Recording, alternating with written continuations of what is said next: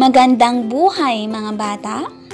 Ako nga pala, si Teacher Rose. Narito ako muli upang magbigay ng isang aralin sa inyo. Kumusta kayo? Sana ay nasa mabuti kayong kalagayan at nananatiling malusog sa loob ng inyong tahanan. Sa araw na ito ay pagsisimula ng ating ikatlong markahan sa sining.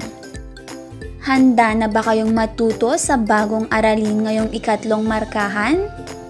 Magaling kung ganon.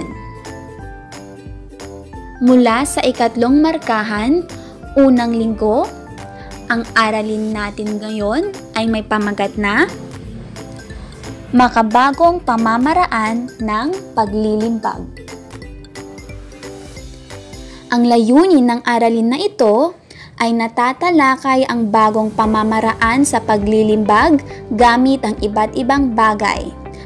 Halimbawa sa linoleum, softwood, rubber, o soles of shoes upang may ukit ang mga linya at kayarian sa paglilimbag.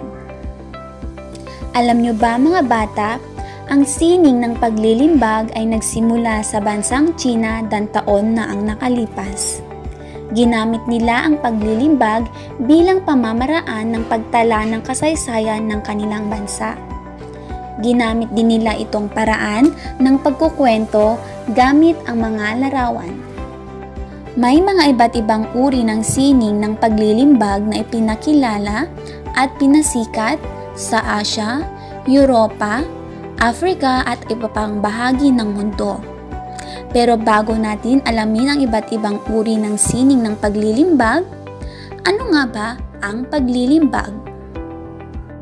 Ang paglilimbag ay isa sa mga gawaing pansining na magagawa sa pamamagitan ng pag-iwan ng bakas ng isang kinulayang bagay.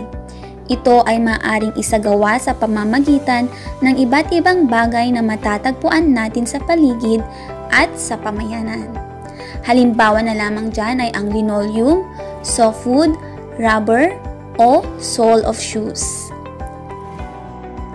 Maaari din na ilimbag ang nararamdamang tekstura mula sa likod ng mga dahon at iba pang mga bagay.